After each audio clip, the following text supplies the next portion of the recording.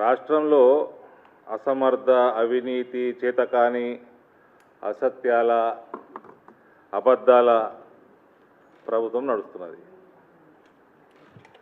ఆర్థిక క్రమశిక్షణ లేదు, పరిపాలన జీరో, శూన్యం.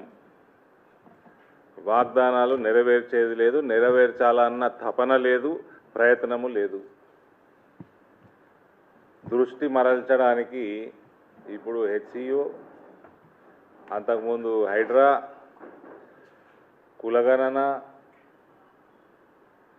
మధ్యలో 4 రోజులు సినిమాల మీద పడ్డారు. పుష్ప అనుకుంటా, హైడ్రా జేసీబీలు సినిమాల మీద పంపిండ్రు. అదేమన్నా ముందుకు పోయింది, మూసి ప్రక్షాళన మొదలైందంటే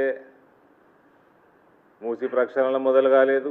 అసలు నువ్వు సంవత్సరంన్నర అయింది నువ్వు ముఖ్యమంత్రి, నీ ప్రభుత్వం వచ్చి నువ్వు ప్రజలకు చేసింది ఏంది, నువ్వు చేసిన వాగ్దానాలు ఏంది, నీకు అప్పులు ఎట్లా పూడుస్తావు, వాగ్దానాలు ఎట్లా తీరుస్తావు, డెవలప్మెంట్, రెగ్యులర్ డెవలప్మెంట్ ఎట్లా చేస్తావు?